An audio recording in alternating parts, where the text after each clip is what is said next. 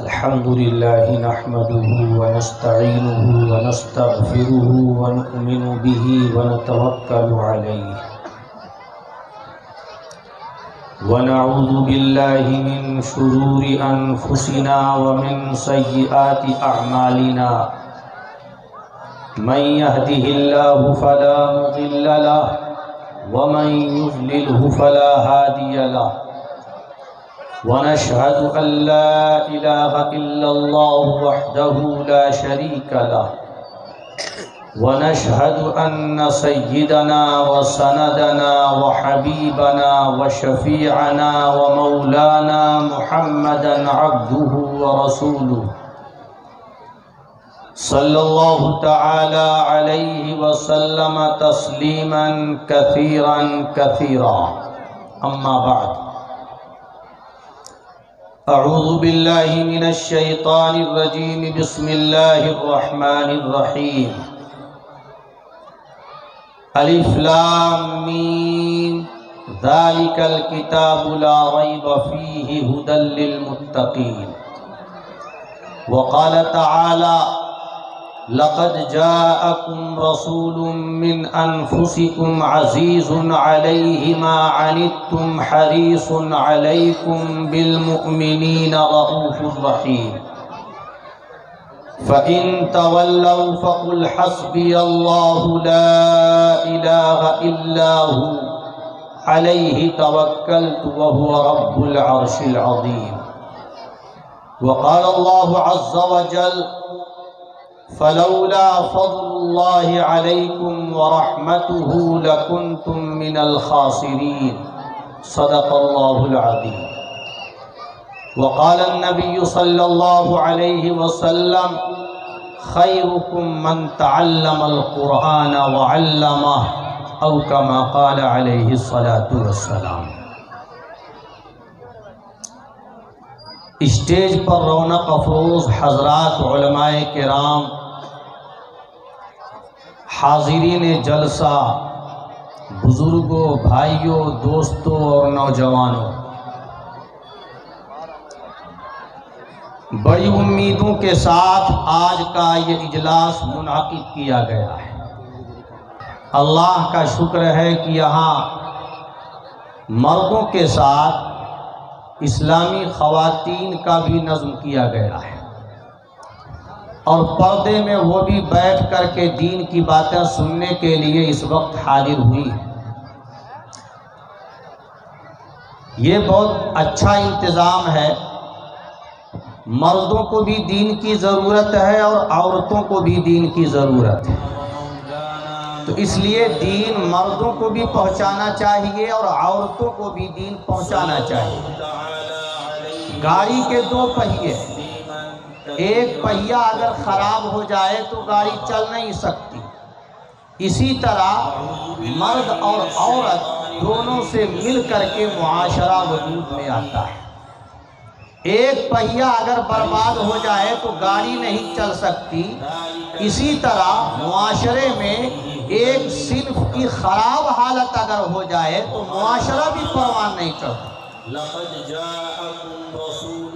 تو قاری ساجد صاحب مبارکباد کے مستحق ہیں۔ انہوں نے اہل علاقہ میں صرف مردوں کو مدعو نہیں کیا ہے بلکہ خواتین کو بھی یہاں مدعو کر کے دین کی بات پہنچانے کا نظام بنایا ہے۔ اللہ تعالیٰ ان کی محنتوں کو قبول فرمائے۔ دنیا میں جتنے انسان ہیں، سارے انسان انسانیت پر جب چلتے ہیں جب نبی کی تعلیمات سامنے ہوتی ہیں، اور نبی کی تعلیمات سے اگر انسان منہ موڑ لے تو انسانیت کے ساتھ وہ زندگی نہیں گزار سکتا، وہ حیوانیت کے راستے پہ چلنا شروع کر دیتا ہے۔ نبیوں کی تعلیمات کا نتیجہ ہے، ان کی تعلیمات، ہدایات اور ارشادات کی برکت ہے کہ انسان انسانی سوسائٹی میں انسان بن کر زندگی گزارتا ہے۔ میں پوری ذمہ داری سے کہتا ہوں کہ مشرق کے رہنے والے مسلمان ہو یا مغرب کے، شمال میں آباد ہو یا جنوب میں، اتر دکھن کے باسی ہوں یا پورب اور پچھم کے، دنیا کے کسی بھی خطے میں انسان آباد ہو، ہر انسان کی ضرورت نبوت و رسالت ہے۔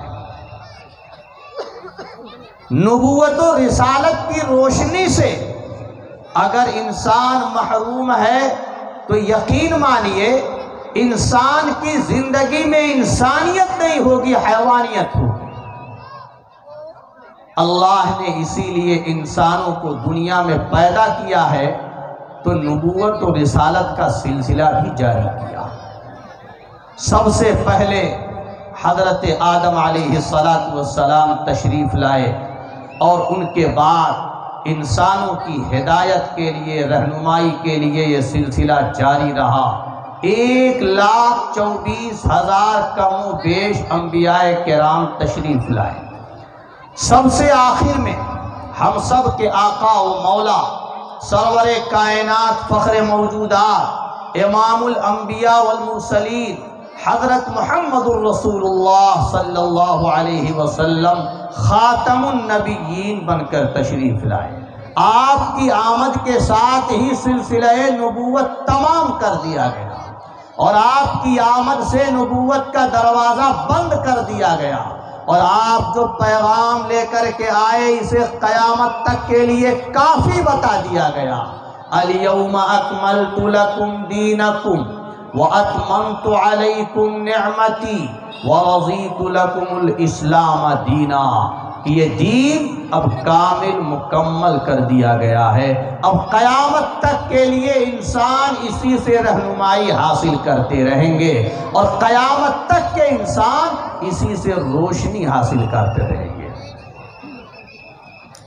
ہمارے نبی نے انسانیت کے اصول بتائے، اخلاق سکھائے، کردار سکھائے، بات کرنے کا سلیقہ سکھایا، چلنے پھرنے کا انداز بتایا، پڑوسیوں کے ساتھ حسن سلوک کی تلقین فرمائی، غرض ہے کہ انسان کو جس چیز کی بھی ضرورت ہو سکتی تھی ہمارے اور آپ کے پیغمبر نے اور خاتم النبیین نے، امام الانبیاء والمرسلین نے انسان کی تمام ضرورتیں پوری کر دی۔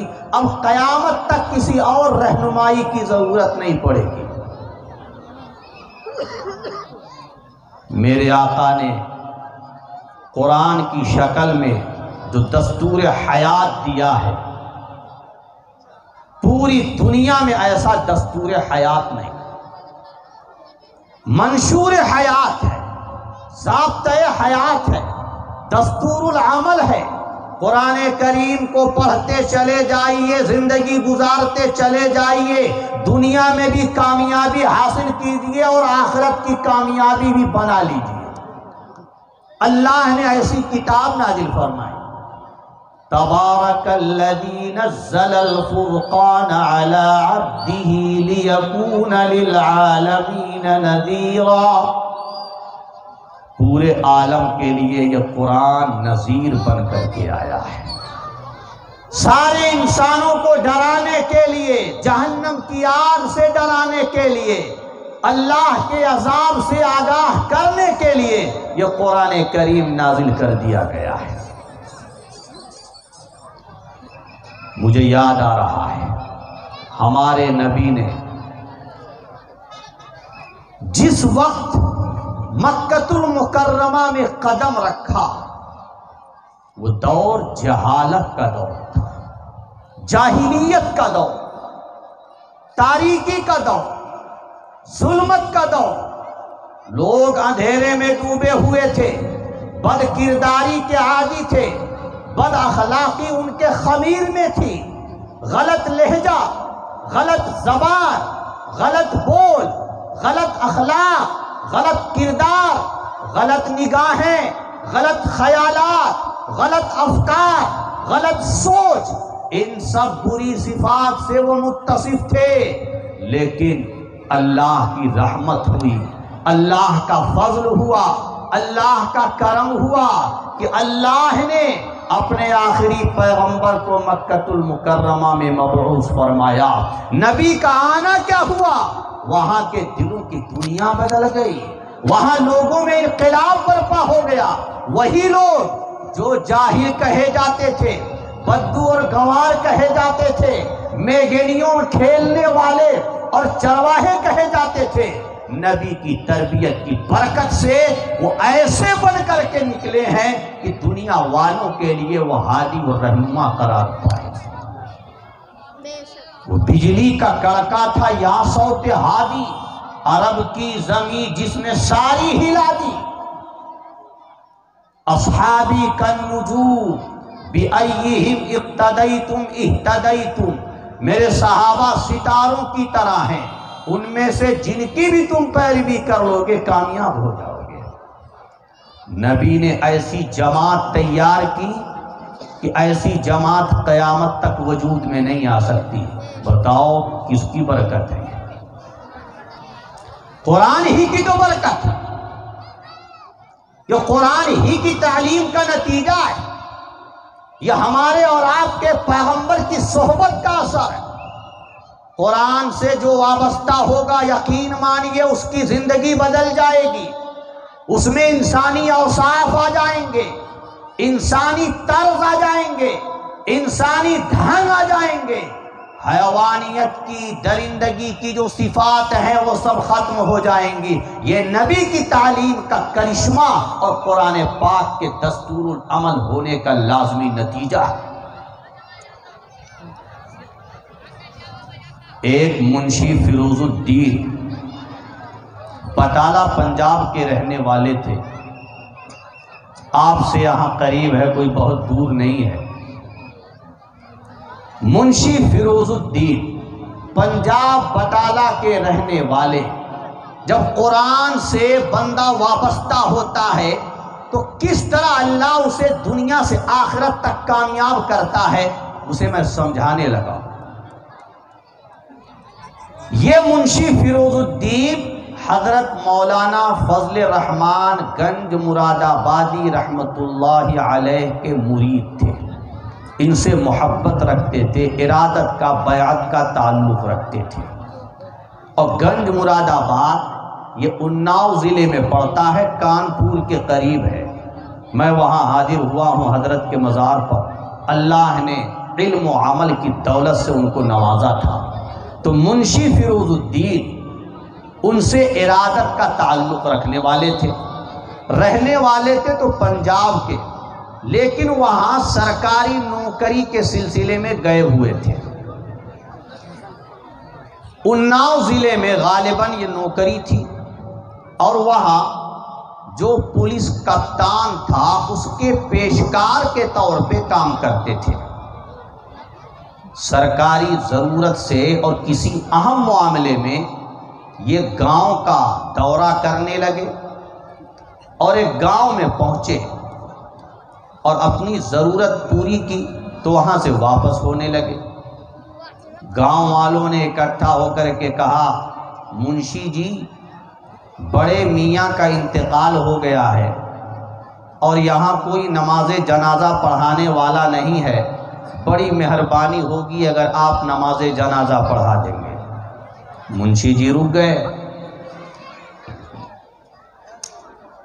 کفن دفن سے فارغ ہو گئے، نماز جنازہ بھی پڑھائی، ساتھ میں قبرستان تک بھی گئے، اور خود قبر میں اتر کر اس میاں جی کو لٹایا اور کفن دفن سے فارغ ہو کر واپس ہونے لگے۔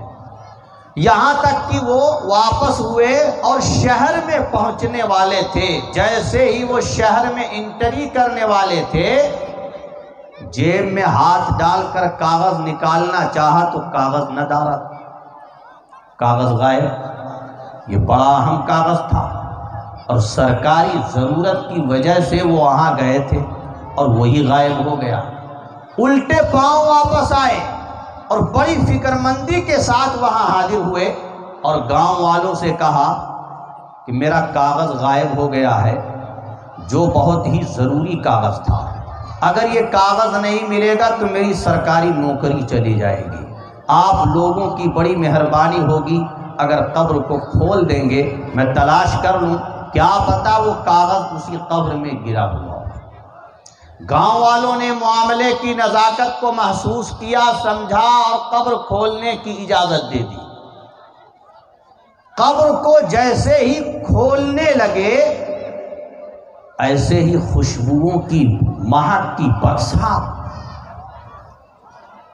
حیرت کی انتہا نہ رہی۔ ابھی زیادہ وقفہ نہیں گزرا کہ اتنی دیر میں قبر کا منظر تبدیل ہو چکا تھا۔ قبر کا ذرا سا حصہ کھلتے ہی خوشبوؤں کے پھوارے، لوگ بڑے ہی حیرت مند ہو کر ٹکٹکی باندھ کر قبر کی طرف دیکھنے لگے کہ ابھی تو ہم یہاں سے گئے ہیں، نہ خوشبو تھی نہ کچھ تھا، مگر اب کیوں خوشبو آ رہی ہے؟ ابھی تو ابتدائے عشق ہے، روتا ہے کیا؟ آگے آگے دیکھیے ہوتا ہے کیا؟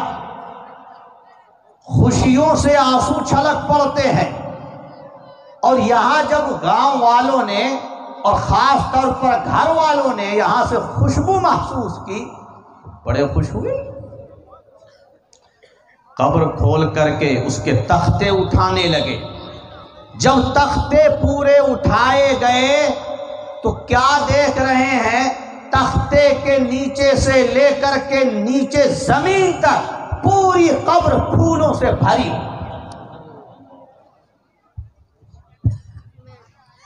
ابھی تو آئے تھے، ابھی تو میاں جی کو قبر میں لٹایا تھا، وہاں نہ درخت تھے، نہ پیڑ تھے، نہ پودے تھے، نہ پھول تھے۔ یہ کیسے پھول آ گئے؟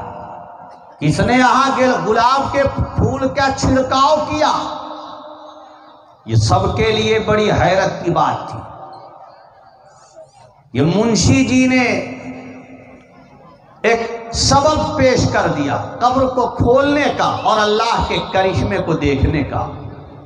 اور عجیب بات یہ بھی کہ پھولوں کے اوپر وہ کاغذ بھی پڑا ہوا تھا جس کی تلاش میں یہ یہاں حاضر ہوئے تھے۔ کاغذ کو اٹھا کر کے جیب میں رکھا اور یہاں سے پتہ پوچھتے پوچھتے میاں جی کے گھر پہنچے۔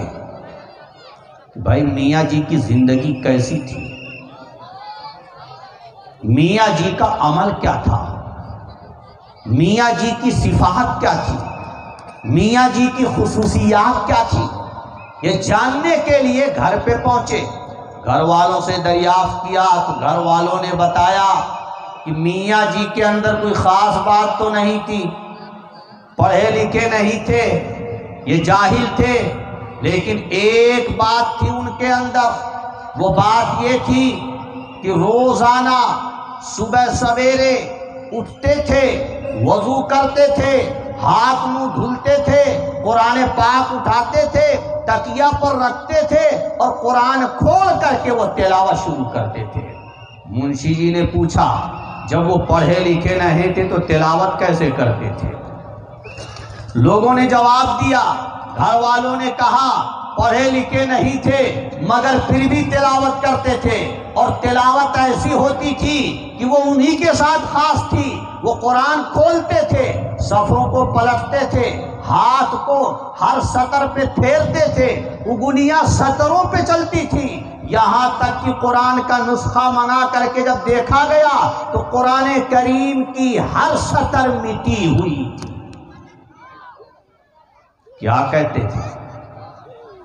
ہر سطر پہ انگلی جو چلاتے تھے تو کہتے تھے اے اللہ یہ تیرا پاکیزہ کلام ہے، تیرا مقدس کلام ہے، مجھے پڑھنا نہیں آتا لیکن میں اتنا جانتا ہوں یہ بھی صحیح ہے۔ آگے ہم انگلی پھیرتے تھے اور کہتے تھے اے اللہ یہ بھی تیرا کلام ہے، یہ بھی صحیح ہے۔ روزانہ کا معمول تھا، انہوں نے اپنی انگلیاں قرآن کریم کی سطروں پر اتنی پھیری کہ خدا کی قسم قرآن کریم کے حروف کے نقش مٹ گئے۔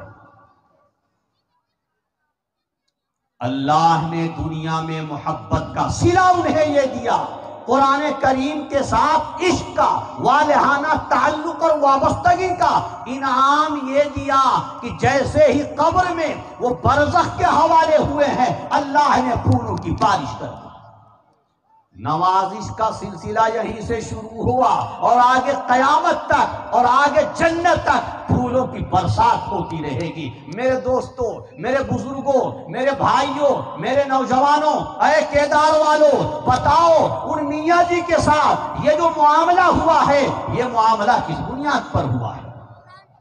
قرآن کی بنیاد پر، قرآن سے محبت کی بنیاد پر، قرآن سے عشق کی بنیاد پر، قرآن سے تعلق کی بنیاد پر آپ کا رشتہ قرآن سے مضبوط رہے گا، قرآن پڑھانے والے علماء سے مضبوط رہے گا، مدرسے سے وابستہ رہے گا، مدرسے سے آپ جڑے رہیں گے، دین کی خدمت کرتے رہیں گے۔ خدا کی قسم اللہ نے جیسے میاں جی کو نوازا ہے آپ کو بھی نوازے گا۔ یہ قرآن وہ ہے جو بدل نہیں سکتا، مٹ نہیں سکتا، نہ اس کے کلمات میں تبدیلی ہوگی، نہ اس کے الفاظ میں تبدیلی ہوگی، نہ اس کے معانی کو بدلنے میں کوئی کامیاب ہو سکتا ہے۔ لا تبدیل لکلمات اللہ، اللہ کے کلموں کو کوئی بدل نہیں سکتا۔ لا یأتیہ الباطل من بین یدیہ ولا من خلفہ، باطل نہ اس کے آگے سے آ کر کبھی کامیاب ہوگا، نہ اس کے پیچھے سے آ کر کامیاب ہوگا۔ اللہ نے حفاظت کا وعدہ لے رکھا ہے، اس کی حفاظت ہے کہ آج 1400 سال کا طویل عرصہ گزرنے کے بعد جوں کا توں قرآن کریم محفوظ ہے۔ کتنے انقلابات آئے، کتنے حوادث آئے، زمانہ کتنا بدلا، کتنے گھروں پہ بلڈوزر چلے، سیلاب نے کتنی بستیوں کو اجاڑ دیا، حکومتیں کتنی تہوبالا ہو گئیں، بادشاہتیں آئیں اور ختم ہو گئیں، دنیا میں بہت سارے لوگوں کو زیر و زبر ہوتے ہوئے لوگوں نے دیکھا، مگر قرآن 1400 سال سے اپنا لوہا منوا رہا ہے، اپنی حقانیت و صداقت کو چیلنج کر رہا ہے۔ جو حروف آج سے 1400 سال پہلے موجود تھے، آج 1400 سال کے بعد ویسے ہی محفوظ ہے۔ قول نبی، ارشاد خدا، فرمان نہ بدلا جائے گا، بدلے گا زمانہ لاکھ مگر قرآن نہ بدلا جائے گا۔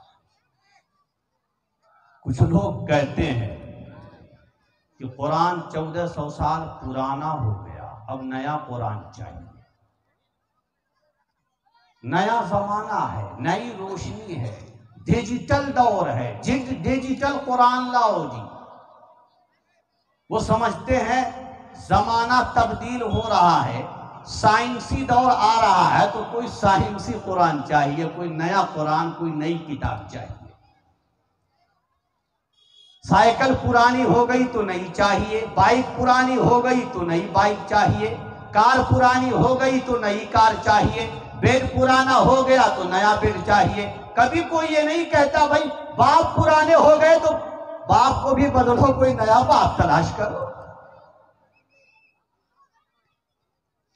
قرآن کریم کے بارے میں یہ باتیں وہ لوگ کرتے ہیں جو تعصب کی بات کرتے ہیں، تعصب کا چشمہ لگا کر قرآن کریم کو پڑھتے ہیں۔ اگر حقیقت بھی نگاہوں سے قرآن کو پڑھیں اور صحیح معنی میں قرآن کریم کی تعلیمات کو سمجھنے کی کوشش کریں تو یقین مانیے قرآن کریم کے دیوانے اور فدائی ہو جائیں گے۔ قرآن کو بدلنے کی بات نہیں کریں گے، یہ وہی بدلنے کی بات کرتے ہیں جنہوں نے قرآن کے بارے میں سنا ہے، قرآن کو نہیں سنا ہے۔ غلط فہمیاں پھیلانے والوں نے پھیلائی ہیں، قرآن کے بارے میں غلط خبر دینے والوں نے دی ہیں، میسج اور اطلاع غلط پہنچائی گئی ہے، مگر حقیقت یہ ہے قرآن کریم آج بھی اپنے اندر تاثیر رکھتا ہے، اپنے اندر روشنی رکھتا ہے، اپنے اندر طاقت رکھتا ہے، اور قیامت تک انسانوں کے لیے رہنمائی کا سامان رکھتا ہے۔ قرآن کو بدلنے والوں کبھی یہ بھی کہہ دو کہ آسمان کو بدل دو، بہت پرانا ہو گیا۔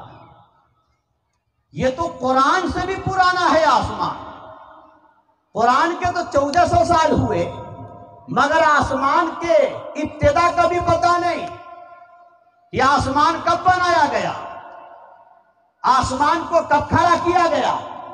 آسمان کو سائبان کی شکل کب دی گئی؟ یہ تو ہمیں اور آپ کو، باپ دادا کو، تعصب والے انسانوں کو بھی پتا نہیں ہے۔ یہ بھی کہو نا ایک دن کہ اب آسمان بھی نیا چاہیے، سورج بھی نیا چاہیے، کیونکہ سورج بھی پرانا ہو گیا۔ بتاؤ کہیں گے لوگ؟ کیوں نہیں کہیں گے؟ سورج وہی کافی ہے، نئے سورج کی ضرورت نہیں ہے، کیونکہ کوئی پرزہ اس کا گھسا نہیں ہے۔ سورج آج بھی اپنی روشنی پہ کھیل رہا ہے، آفتاب آج بھی اپنی جوانی اور طاقت رکھتا ہے اور ساری دنیا کو منور کر رہا ہے، چاند کو چاندنا دے رہا ہے، ستاروں کو روشنی فراہم کر رہا ہے اور ساری دنیا کے انسانوں کو اپنی طاقت کا لوہا منوا رہا ہے۔ آج بھی ضرورت نہیں ہے کسی نئے سورج کا مطالبہ کیا جائے، قدیم ضرور ہے مگر قدامت کا اثر نہیں ہے۔ ایسے ہی میں کہتا ہوں قرآن کریم ایک سورج کی طرح چمک رہا ہے، اپنی روشنی بکھیر رہا ہے، اس کا کوئی پرزہ خراب نہیں ہوا ہے، اس کی کوئی آیت برباد نہیں ہوئی ہے، اس کا کوئی حرف مٹا نہیں ہے۔ کل جیسے روشنی فراہم کر رہا تھا آج بھی فراہم کر رہا ہے اور آئندہ بھی فراہم کرتا رہے گا۔ فانوس بن کے جس کی حفاظت ہوا کرے، وہ شمع کیا بجھے جسے روشن خدا کرے۔ خدا نے روشن کر رکھا اسے، ہم اور آپ چاہیں اسے بجھا دیں اپنی پھونک سے، کیا بجھا سکتے ہیں؟ سورج کو پھونک کر کے بجھاؤ، بجھاؤ پھونک کر کے، سورج کو نہیں بجھا سکتے۔ ایسے قرآن کریم کو بھی مٹا نہیں سکتے۔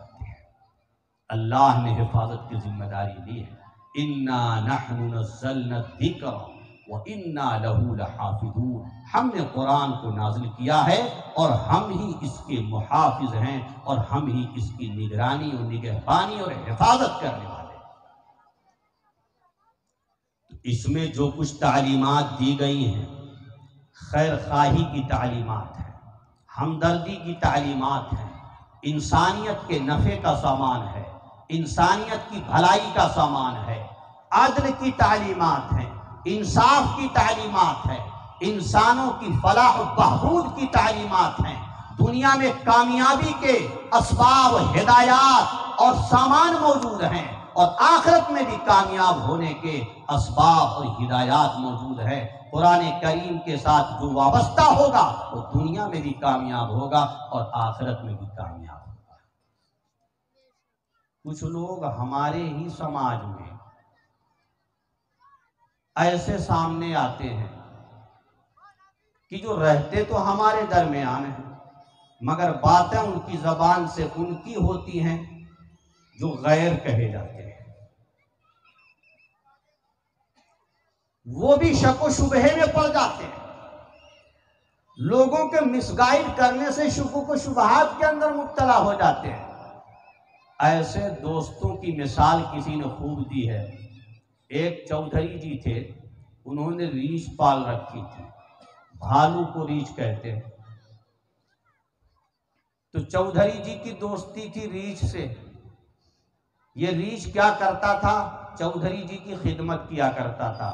جب چودھری جی سوتے تھے تو یہ پنکھا جھلنے کا کام کرتا تھا، کھڑا ہو جاتا اور پنکھا جھلتا رہتا تاکہ چودھری جی کو نیند بہت اچھی آ جائے۔ ایک دن ان کے دوست آئے اور کہنے لگے چودھری جی جانور سے دوستی اچھی نہیں ہے، جانور کب جانور پنے پہ آ جائے اس کا کچھ بھروسہ نہیں، اس سے دوستی نہیں کرنی چاہیے۔ چودھری جی نے جواب دیا، ارے یار تو سمجھتا نہیں، یہ تو پڑھا لکھا جانور ہے، کون سی یونیورسٹی سے پڑھ کے آیا ہے پوچھ تو لے اس سے، سدایا ہوا ہے، یہ بڑی پکی دوستی ہے۔ اب دوست نے نصیحت کی لیکن جب نصیحت نہیں مانی تو کیا کرے گا؟ یہ دوبارہ اس نے نہیں کہا، وہ سمجھ گیا کہ یہ کہنا چاہتا ہے ناصحہ مت کر نصیحت، دل میرا گھبرائے ہے، میں جسے دشمن سمجھوں وہ مجھے سمجھائے۔ چلتا رہا سلسلہ آگے جی۔ ایک دن کیا ہوا، چودھری جی سو رہے تھے، اور پنکھا جل رہا تھا. پنکھا جلتے جلتے دیکھا کہ ایک مکھی آ کے ناک پہ بیٹھی. ناک پہ جب بیٹھی تو اس نے پنکھے سے اس مکھی کو اڑا دیا. مکھی اڑ گئی. دوبارہ پھر آ کے بیٹھی, پھر اس نے اڑا دیا. تیسری مرتبہ پھر آ کے بیٹھی, پھر اڑا دیا. آپ جانتے ہیں بعض مکھیاں بڑی لیچر قسم کی ہوتی ہیں, ان کو جتنا اڑاؤ اتنا ہی آ کر کے بیٹھتی ہیں, پریشان کرتی ہیں. اچھا نشانہ ان کا اتنا سیدھا ہوتا ہے کہ جہاں سے اڑتی ہیں وہیں آ کر کے پھر بیٹھتی ہیں. تو اس ریچھ نے یہ ارادہ کیا بڑا سا پتھر لے لوں اور اب جب آئے گا بیٹھنے کا معاملہ تو پھر اسی سے اس کی خیر خبر دوں. چنانچہ مکھی آ کے جیسے ہی بیٹھی تو پتھر اٹھا کر کے ہاتھ میں پیچھے ہاتھ کیے ہوئے تھا. پیچھے ہاتھ کیے ہوئے تھا تو طاقت بھی خوب لگتی ہے نا پیچھے کر کے ہاتھ چلانے سے. وہ پتھر جو مارا ہے اس کی ناک پہ تو پتہ نہیں وہ مکھی مری کہ نہیں مری, لیکن آقا کا کچومر بن گیا, بھرتا ہو گیا. تو کچھ لوگ ایسی دوستی کرتے ہیں جی, تو ایسی دوستی نہیں چاہیے, ہوشیاری والی دوستی چاہیے. ایسی دوستی جو واقعی دنیا میں کام آئے اور بعد میں بھی کام آئے, ایسی دوستی مطلوب ہے. تو میں عرض یہ کر رہا تھا قرآن کریم کے ساتھ ہمارا تعلق والہانہ ہوگا, محبت کا ہوگا تو یہ قرآن کریم ہمیں دنیا میں بھی کامیاب کرے گا اور آخرت میں بھی کامیاب کرے گا. اللہ نے اس میں انسانوں کو انسانیت کا راستہ بتلایا ہے. حضرت جعفر طیار رضی اللہ تعالی عنہ نے بڑی زبردست تقریر فرمائی تھی بادشاہ حبشہ کے سامنے. بادشاہ حبشہ کو مخاطب کرتے ہوئے کہا تھا, اے بادشاہ ہم بدکاری کرتے تھے, زناکاری کرتے تھے, ایک اللہ کے علاوہ غیر اللہ کی پوجا کرتے تھے, کئی سارے لوگوں کی پرستش کرتے تھے, اور ہم پڑوسیوں کو ستاتے تھے, چھوٹوں پر ظلم کرتے تھے. ہم میں جو طاقتور ہوتا تھا وہ کمزوروں کو ہلاک کر دیتا تھا, ختم کر دیتا تھا. حسن سلوک ہم جانتے ہی نہیں تھے, یہاں تک کہ اللہ نے کرم فرمایا کہ ہمارے درمیان ایک نبی کو مبعوث فرمایا جسے ہم ہر اعتبار سے جانتے ہیں. اس نبی نے ہمیں آ کر کے تعلیم دی کہ نماز پڑھو, روزہ رکھو, زکوٰۃ دو. اس نبی نے ہمیں یہ سمجھایا کہ ہم پڑوسیوں کے ساتھ اچھا سلوک کریں. اس نبی نے ہمیں تعلیم دی کہ ہم رشتہ داروں کے ساتھ اچھا سلوک کریں. اس نبی نے ہمیں سمجھایا کہ ہم پاک دامن عورتوں پر تہمت نہ لگائیں. اس نبی نے ہمیں سمجھایا کہ جو یتیم ہیں ان کے سر پر شفقت کا ہاتھ رکھیں, نہ کہ یتیموں کا مال کھا جائیں. اے بادشاہ یہ بتاؤ نبی نے صحیح تعلیم دی ہے یا غلط تعلیم دی ہے؟ نبی نے کوئی جرم تو نہیں کیا, نبی نے کوئی گناہ تو نہیں کیا, بلکہ گناہ ہم کرتے تھے, غلطی ہم سے سرزد ہوتی تھی. میرے نبی نے آ کر کے ان غلطیوں سے ہم کو نکالا. پیغمبر علیہ الصلوۃ والسلام نے پوری امت پر احسان فرمایا.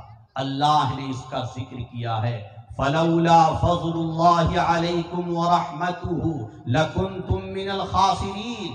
اگر اللہ کا فضل اور اس کی رحمت نہ ہوتی تو اے انسانوں تم سب کے سب لوگ خسارے میں ہوتے, نقصان میں ہوتے.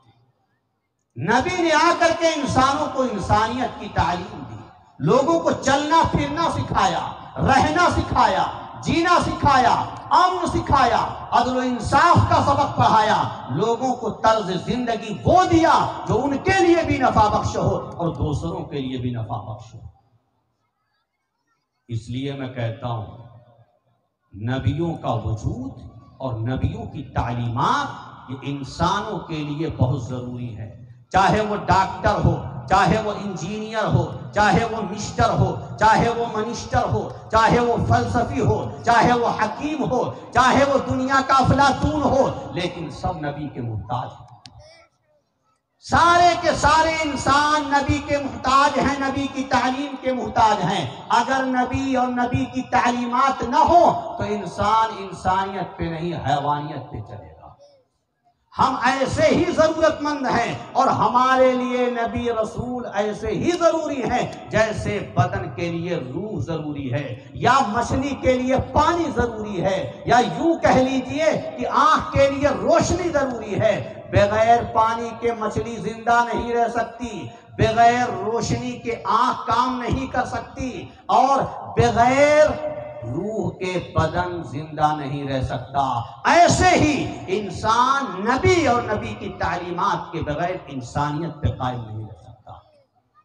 میں ایک اور بات کہتا ہوں آگے چلتے ہوئے، جیسے بدن کے لیے لباس کی ضرورت ہے، بغیر لباس کے بدن کو ڈھانکا نہیں جا سکتا، یا یوں کہہ لیجئے جیسے علاج کے لیے دوا کی ضرورت ہے، دوا کے بغیر علاج کہاں ہوتا ہے، یا یوں کہہ لیجئے جیسے پیٹ کے لیے غذا کی ضرورت ہے، بغیر غذا کے پیٹ نہیں بھرتا، ایسے ہی انسانیت کے لیے اور انسانیت کے قیام کے لیے نبی اور رسول کی ضرورت ہے۔ انسانیت باقی جب رہے گی جب نبی کی تعلیمات باقی رہے گی۔ آج میں اس سے بڑھ کر کے یہ بات کہتا ہوں، یہ جتنی ضرورتیں ہیں، انسان کی جتنی ضرورتیں اہم سے اہم ہو سکتی ہیں، ان سب سے بڑھ کر نبوت اور رسالت اور ان کی تعلیمات کی ضرورت ہے۔ ہمارے پورے وجود کے لیے نبی کی تعلیمات غذا کا کام کرتی ہیں۔ نبی کی تعلیمات ذہن و دماغ کو بتاتی ہیں کہ انہیں کیا سوچنا ہے، کیا نہیں سوچنا ہے، اچھا سوچنا ہے یا برا سوچنا ہے، خیالات اچھے لانے ہیں یا غلط خیالات لانے ہیں۔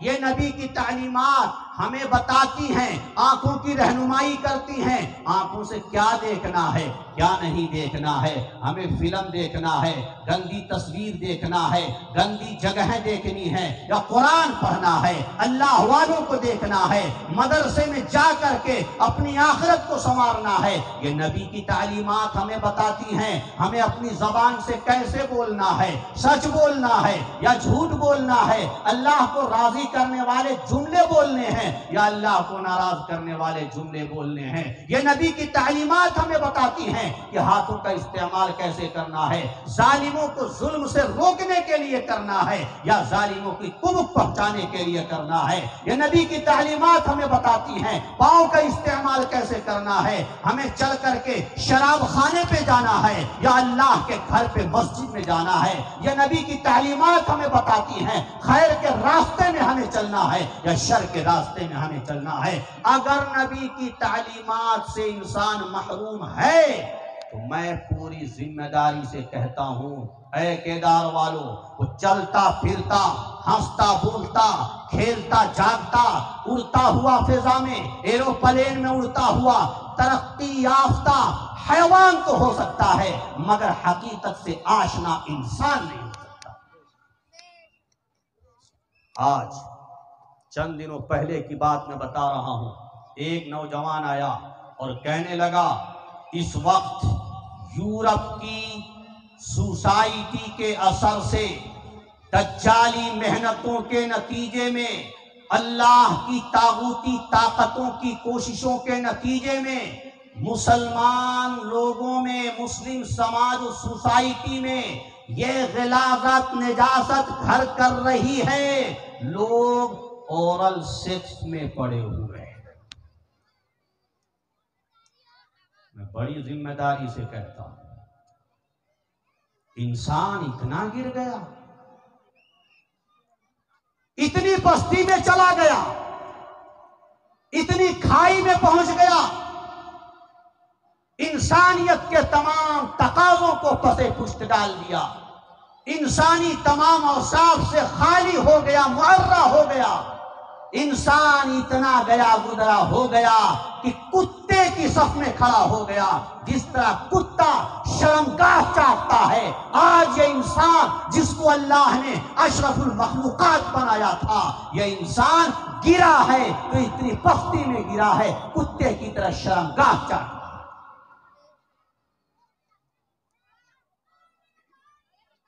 کیا انسان دنیا میں سیکس کرنے کے لیے آیا؟ عیش مستی کے لیے آیا، مطر گشتی کے لیے آیا، غلاظت و نجاست کھانے کے لیے آیا؟ اگر انہی نوجوانوں کو، بدبختوں کو، یورپ کے راستے پہ چلنے والے انسانوں کو کہا جائے یہ خنزیر کا پاخانہ ہے، کھاؤ ذرا، یہ کتے کا پاخانہ ہے، کھاؤ، منہ بنا لیں گے۔ لیکن وہاں تمہاری عقل کہاں چلی جاتی ہے؟ وہاں تمہاری سوچ، تمہاری دانشوری کہاں فیل ہو جاتی ہے کہ تم اتنے گزر گئے کہ جانوروں کی صف میں اپنے آپ کو کھڑا کر دیا۔ جو کام ایک جانور کرتا ہے، کتا کرتا ہے، تم انسان ہوتے ہوئے بھی وہ کام کرنے لگے۔ آج دنیا میں جہاں کہیں انصاف ہے، جہاں کہیں نیکوکاری ہے، جہاں کہیں کردار ہے، جہاں کہیں اخلاق ہے، میں یقین سے کہتا ہوں یہ کسی فلسفی کے فلسفیانہ گفتگو کا نتیجہ نہیں ہے، یہ کسی یونانی حکیم کی تعلیم کا اثر نہیں ہے، یہ کسی افلاطون کے نصائح کا اثر نہیں ہے، بلکہ یہ نبیوں کی کوششوں کی اور نبیوں کی تعلیمات کا کرشمہ ہے۔ جو لوگ ملحد کہے جاتے ہیں، لیبرل کہے جاتے ہیں، خدا کا انکار کرنے والے ناستک کہے جاتے ہیں، دہریہ کہے جاتے ہیں، اپنے آپ کو ایتھیسٹک بولتے ہیں، یہ لوگ نبی کے منکر، نبوت کے منکر، قرآن کے منکر، اللہ کے منکر۔ ان کے اندر بھی اگر کچھ انسانی اوصاف ہیں، انسانی صفات ہیں، اگر کچھ اخلاق کی کوالٹی ہے، اگر کردار کی خوشبو ہے، اگر یہ کچھ بولتے ہیں صحیح، تو آپ یہ سمجھ جائیے یہ بھلے ہی نبوت کے منکر ہیں، نبی کے منکر ہیں، لیکن عملی طور پر نبی کے اخلاق کو اختیار کر کے نبی کا اقرار کرنے والے ہیں۔ دنیا کے جس خطے میں بھی انسان آباد ہے، اگر انسانیت ہے تو یہ نبی کی تعلیم کا کرشمہ ہے۔ اسی لیے اللہ نے کہا فَلَوْلَا فَضْلُ اللَّهِ عَلَيْكُمْ وَرَحْمَتُهُ لَكُنْتُمْ مِنَ الْخَاسِرِينَ۔ اللہ کا فضل اور اللہ کی رحمت اگر نہ ہوتی تو تم گھاٹے میں رہتے۔ اللہ نے احسان جتلایا ہے، احسان فرمایا ہے، لَقَدْ مَنَّ اللَّهُ عَلَى الْمُؤْمِنِينَ إِذْ بَعَثَ فِيهِمْ رَسُولًا مِّنْ أَنفُسِهِمْ۔ اللہ کا احسان ہے، اس نے رسول بھیجا۔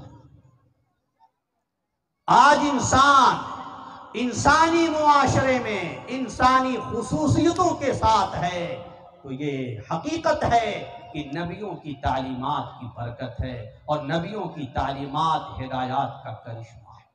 اس لیے میرے بھائیوں، بزرگوں، دوستوں، یہ سمجھو نبیوں کی عظمت کیا ہے، نبیوں کا مقام کیا ہے، نبیوں کا مرتبہ کیا ہے۔ دنیا کا کوئی بڑا سے بڑا سورما ہو، سائنٹسٹ ہو، وہ نبی سے بے نیاز نہیں ہو سکتا۔ ساری دنیا نبی کی محتاج، لیکن آج افسوس کے ساتھ کہنا پڑتا ہے ہمارا رجحان دنیاوی چیزوں کی طرف جتنا زیادہ ہے، دینی چیزوں کی طرف اتنا زیادہ نہیں ہے۔ دین کی اہمیت ہم نے اپنے دل و دماغ سے نکال دی ہے۔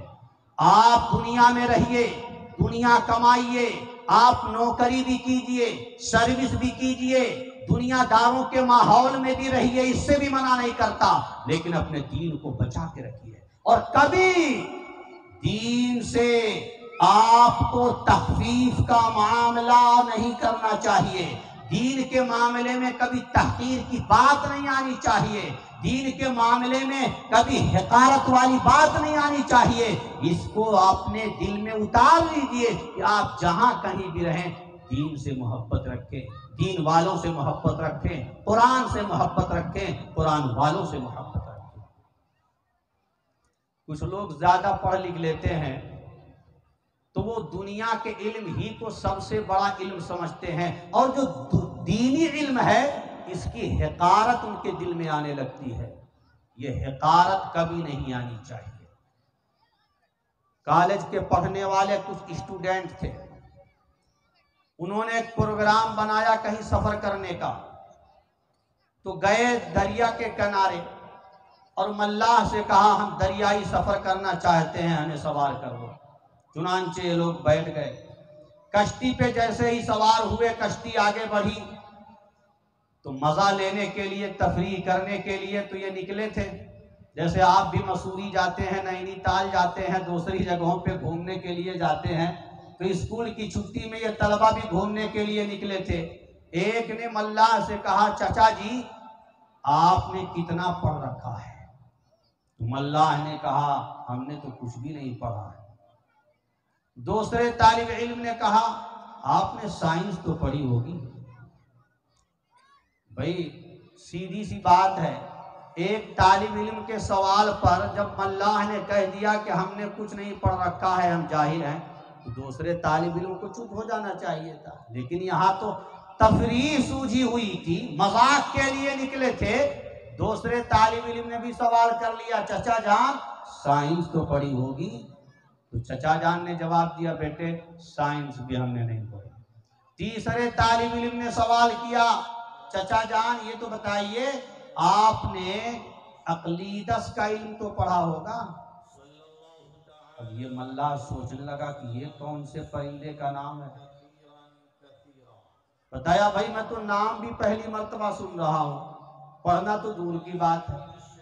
चौथा साथी बोला, बड़े मियाँ आपने जुग्राफिया और तारीख तो पढ़ी होगी। मल्लाह कहने लगा, ये किसी शहर का नाम है या आदमी का नाम है? जुग्राफिया और तारीख के सवाल पर कहा कि ये किसी शहर का नाम है या आदमी का नाम है। उसके इस सवाल पर ये सारे साथी हंस पड़े और इतना जोर से हंसे कि सारे दांत जाहिर हो गए।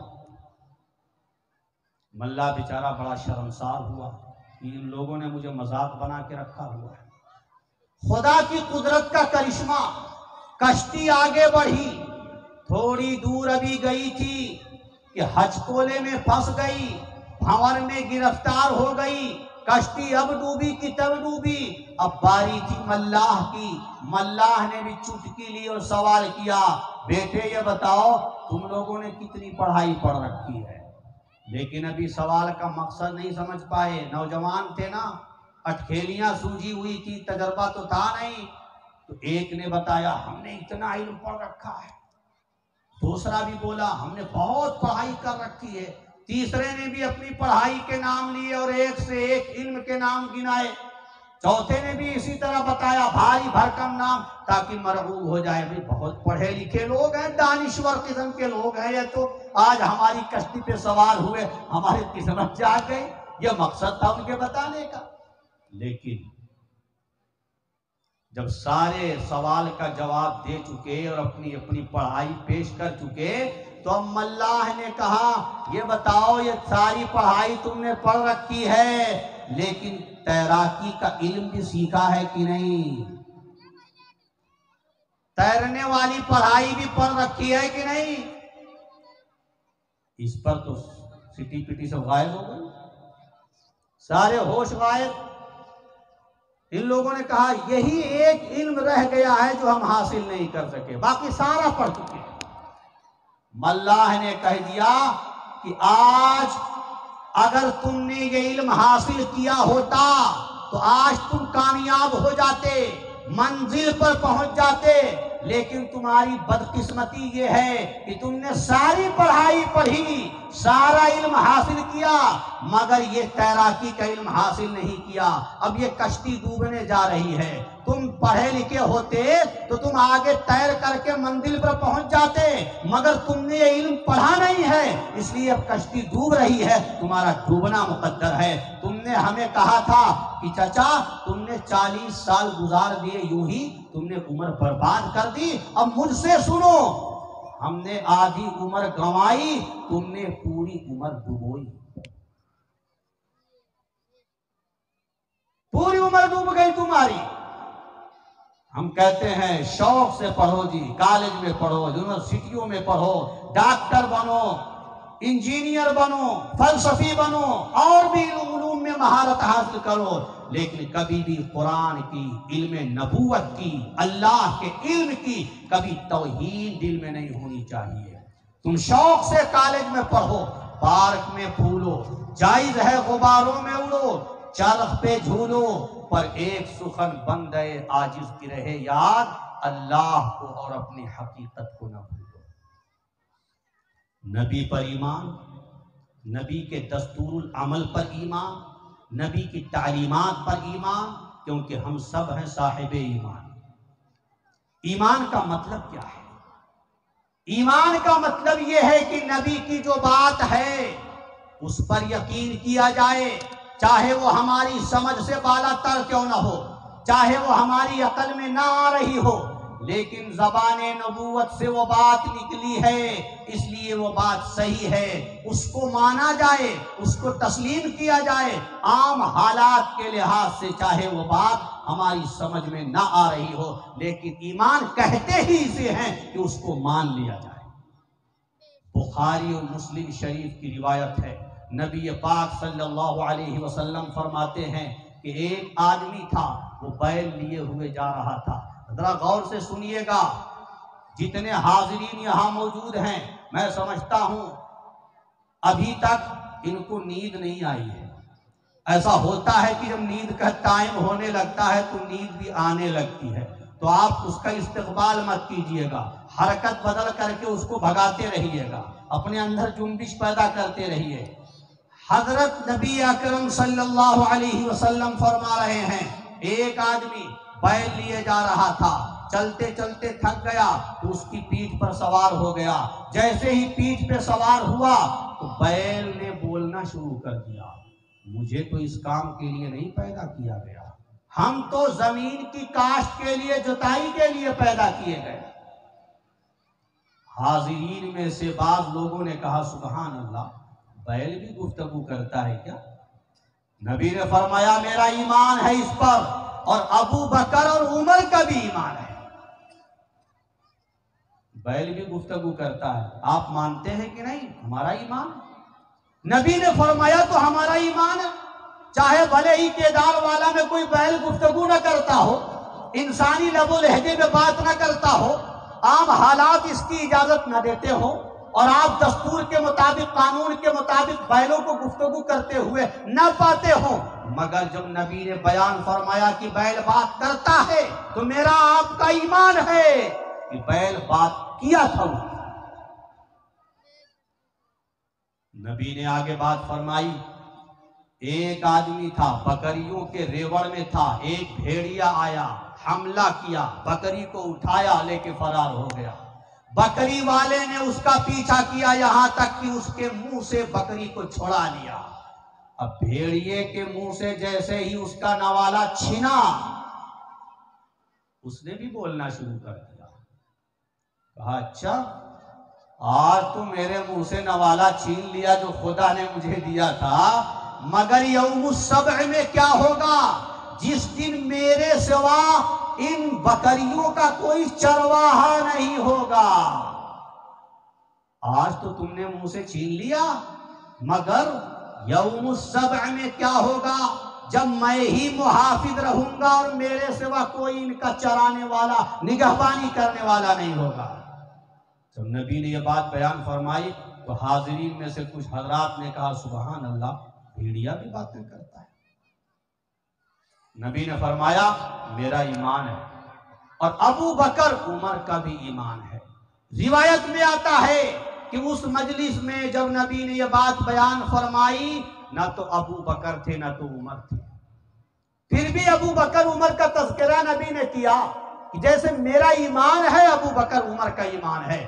اس میں دو باتیں بتلائی گئی ہیں، ایک بات تو یہ بتلائی گئی کہ ایمان کہتے کسے ہیں، ہمیں ایمان کی حقیقت سمجھنی چاہیے، ہم سب کلمہ پڑھنے والے ہیں، ہم سب مسلمان ہیں، ہم سب صاحب ایمان ہیں، ہم سب مومن ہیں، لیکن ایمان کا مطلب کیا ہے، ایمان کا خلاصہ کیا ہے، ایمان کی حقیقت کیا ہے، ہمیں ایمان کی حقیقت آج سمجھ لینی ہے۔ کہیں یہ نہ سمجھو کہ ہم تو مومن بنے اور آج کی دنیا اپڈیٹ دنیا ہے، ڈیجیٹل دنیا ہے، طرح طرح کی باتیں آ رہی ہیں جو ایمان کو خطرے میں ڈال رہی ہے، جو شکوک و شبہات پیدا کر رہی ہیں، ہمارے ایمان کو چھیننا چاہتی ہیں۔ اگر آپ ایمان کا مطلب سمجھ لیں گے، کیدار والوں یہ سمجھ لو کہ یہاں سے جاؤ گے، خدا کی قسم تمہارا ایمان کو چھین نہیں پائے گا۔ ایمان کی حقیقت سمجھ کے جاؤ، چاہے دنیا کتنی ترقی کر جائے، دنیا کتنی بدل جائے، مگر ہمارا ایمان کبھی نہیں بدلے گا۔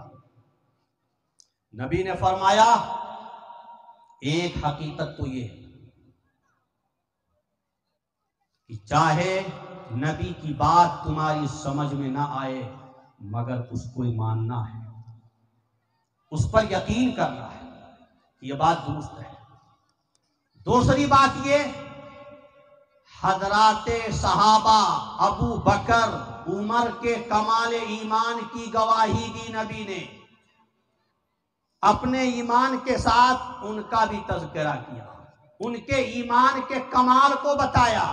نبی نے اپنے ایمان کا ذکر کیا کہ میرا ایمان ہے، اور ساتھ میں ابو بکر عمر کے ایمان کا بھی ذکر کیا کہ ان کا بھی ایمان ہے، جبکہ وہ مجلس میں بھی موجود نہیں تھے، تاکہ لوگوں کو پتہ چل جائے ابو بکر اور عمر کے ایمان کی گواہی زبان رسالت سے دی جا رہی ہے۔ یہ معمولی بات نہیں ہے، ہم ابو بکر پر بھی ایمان لاتے ہیں، عمر پر بھی ایمان لاتے ہیں کہ نبی کے یار ہیں، نبی کے وزیر ہیں، نبی کے ساتھ رہنے والے ہیں، ایمان والے ہیں۔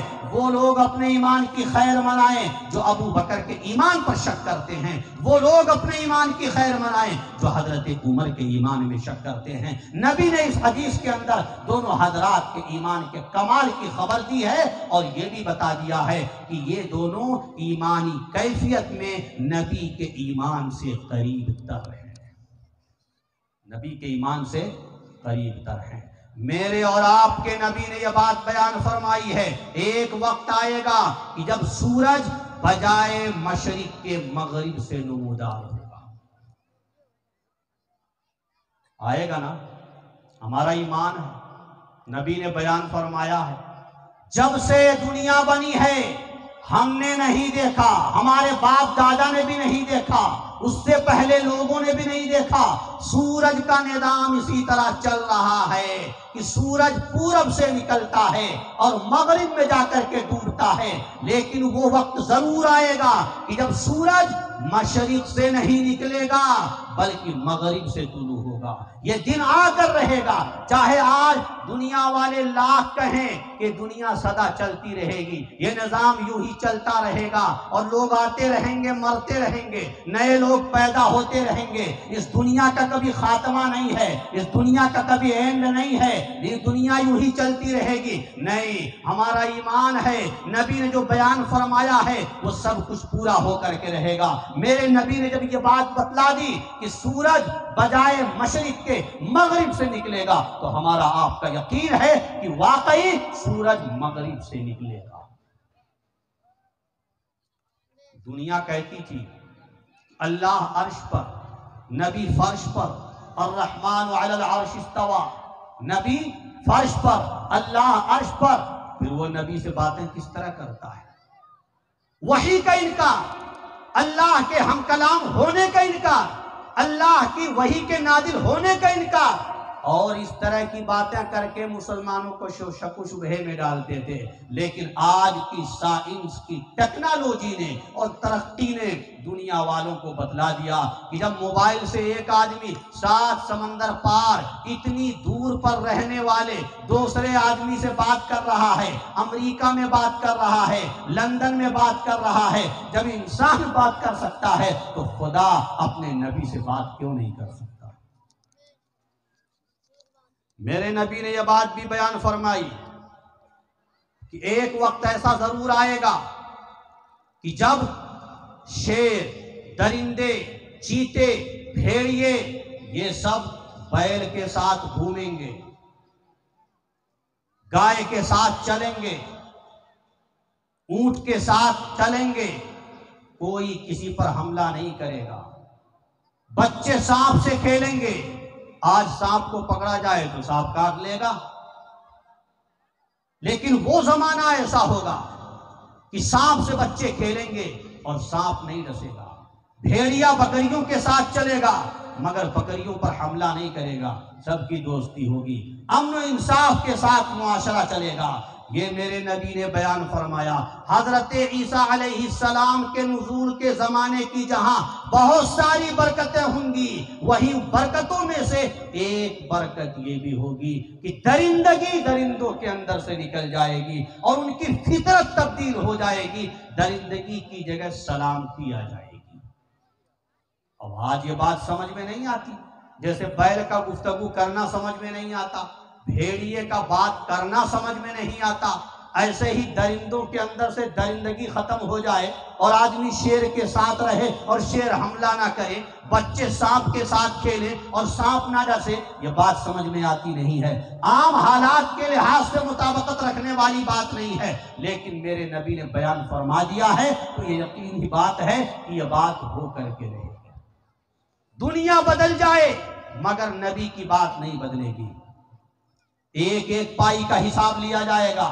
آج جو بھی ہم عمل کر رہے ہیں سارا عمل کائنات کے پردے پر نقش ہو رہا ہے، زندگی کا ایک ایک عمل کائنات کے نقشے پر ثبت ہو رہا ہے، اللہ جب چاہیں گے یہ ریل دہرائی جائے گی۔ آپ یہ مت سمجھیے کہ ہم رات کے اندھیرے میں کوئی گناہ کریں تو بچ گئے لوگوں سے، لیکن اللہ کی نظر سے کوئی بچ نہیں سکتا۔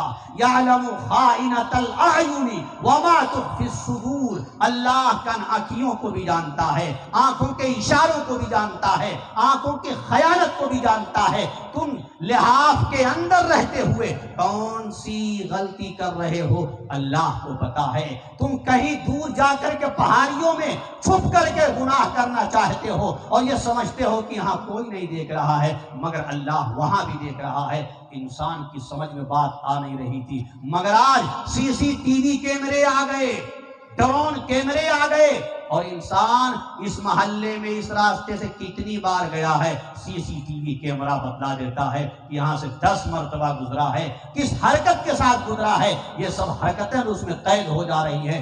انسان جب ترقی کر کے یہ انسان کی حرکتوں کو قید کر سکتا ہے تو میرا رب، میرا قادر قیوم خدا کیا سارے انسانوں کی زندگی کو فلما نہیں سکتا؟ سارے انسانوں کی زندگی بڑی باقاعدگی کے ساتھ عالمی پیمانے پر فلمائی جا رہی ہے اور قیامت کے دن اللہ جب چاہے گا اور انسانوں کے سامنے نامہ اعمال پیش کرے گا تو سارے کے سارے اعمال نامے اس کے ساتھ حاضر ہو جائیں گے سامنے۔ ان علیکم لحافظین وان علیکم لحافظین کراما کاتبین یعلمون ما تفعلون، جو کچھ تم کر رہے ہو نگہبان مقرر ہیں، وہ سب نوٹ کر رہے ہیں۔ انسان کے عقائد و خیالات، نظریات بھی نقش ہو رہے ہیں۔ کہیں انسان سمجھے کہ ہم جو بھی عقیدہ چاہے بنا لے، خدا کا انکار کرے یا خدا پر ایمان لائیں، نبی کا انکار کرے یا نبی پر ایمان لائیں، ہمارے عقیدے کی پکڑ کس کو ہے اور ہمارے نظریے کو کون جانتا ہے؟ لیکن نہیں، جس اللہ نے انسان کو بنایا ہے اللہ اس کے دل میں آنے والے خیالات کو بھی جانتا ہے۔ وَلَقَدْ خَلَقْنَا الْإِنسَانَ وَنَعْلَمُ مَا تُوَسْوِسُ بِهِ نَفْسُهُ، ہم نے انسان کو پیدا کیا ہے اور جو کچھ باتیں اس کے دل میں آتی رہتی ہیں ہم وہ سب جانتے ہیں۔ یہ تو قرآن کی بات ہوئی نا۔ اگر ہمیں سمجھنا ہے دنیاوی اعتبار سے تو دنیاوی اعتبار سے بھی اب سائنس یہ کہہ رہی ہے جو کچھ انسان کر رہا ہے یہ ساری چیزیں کائنات کے نقشے پر ثبت ہو رہی ہیں، سارا نقشہ محفوظ کیا جا رہا ہے۔ آپ نے دیکھا ہوگا بعض انسان بے ہوش ہوتے ہیں تو بے ہوشی کی حالت میں ایسے خیالات، چھپے ہوئے خیالات زبان سے نکالتے ہیں جو وہ برسوں پہلے بھول چکے ہوتے ہیں۔ برسوں پہلے بھولے ہوئے خیالات، یہ چھپے ہوئے خیالات زبان سے بے ہوشی کی حالت میں ظاہر کر رہا ہے۔ اس کا مطلب یہ ہے کہ انسان چاہے خیالات کو بھول جاتا ہے مگر اس کے لاشعور میں وہ باتیں محفوظ رہتی ہیں اور اللہ جب چاہے گا وہ خیالات کو سامنے کر دے گا۔ اگر انسان ان خیالات کو بھلانا بھی چاہے تو بھلا نہیں سکتا۔ پہلے یہ کہا جاتا تھا انسان جو بول رہا ہے یہ اس کی آواز ہوا میں جاتی ہے، لہریں پیدا کرتی ہے، ختم ہو جاتی ہے۔ یہ پہلے کی بات تھی، اب نئی تحقیق یہ ہو رہی ہے کہ انسان جو کچھ بھی بول رہا ہے یہ بات ختم نہیں ہو رہی ہے، بلکہ یہ سب ریکارڈ ہو رہا ہے۔ آواز جو زبان سے نکلتی ہے، پیدا ہوتی ہے، یہ ہمارے گرد و پیش میں اپنا اثر چھوڑ کے جاتی ہے، یہ ختم نہیں ہوئی۔ آگے جب انسان کو ضرورت پڑے گی یہ آواز دوبارہ پیدا کی جا سکتی ہے۔ اسی اصول کی بنیاد پر آڈیو کیسٹ وجود میں آئے، موبائل وجود میں آیا، اور اسی اصول کی بنیاد پر آپ آواز یہاں سے امریکہ پہنچا رہے ہیں۔ آپ کہتے تھے آواز یہاں تک تو پہنچ نہیں پا رہی ہے، بھئی مائک لگانے کی ضرورت پیش آ گئی، مگر یہ آواز وہاں تک کیسے پہنچے گی؟ مگر سائنس نے دکھا دیا کیسے پہنچ رہی ہے۔ ایسے ہی تمام آواز کائنات میں، فضا میں، ہوا میں موجود ہیں، اور برسوں کے بعد بھی یہ آواز دوبارہ پیدا کی جا سکتی ہے۔ قیامت کے دن اللہ ہماری زبان کا بھی حساب لے گا۔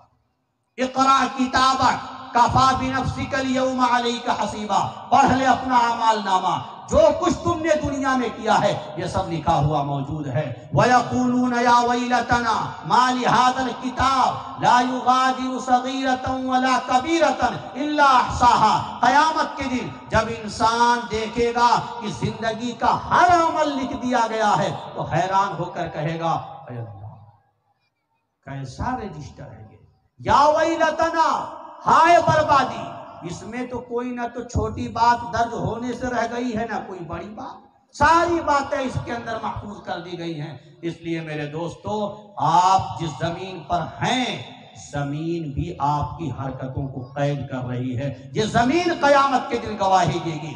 اذا زلزلت الارض زلزالها، جب زمین جھنجھوڑ دی جائے گی، اور آگے فرمایا یومئذ تحدث اخبارها بان ربک اوحی لها، یہ زمین اپنی خبروں کو بیان کر دے گی، اور جو کچھ اس کے اوپر حالات پیش آئے ہوں گے یہ سارے حالات بتا دے گی۔